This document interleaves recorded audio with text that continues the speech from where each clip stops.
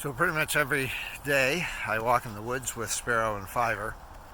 One of the wood trails that we walk a bunch, there's always a lot of deer tracks, coyote tracks, and I've always wondered what would happen the day that Fiver, as a new pup, 6 months old, actually saw some deer and took off chasing them. So that happened today, twice.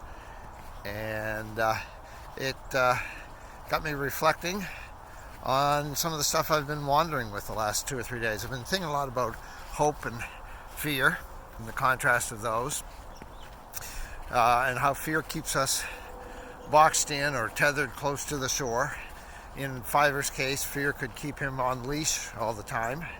And about a month and a half ago, 2 months ago, I let him off leash just to see how he would respond in the woods, and he's done really well. He goes exploring. I think experiences a lot more fullness of life by doing that.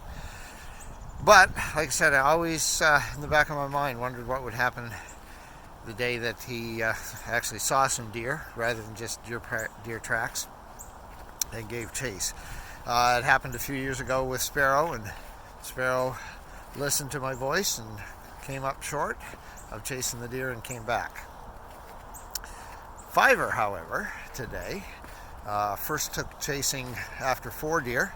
I called him a few times, and he kept on chasing.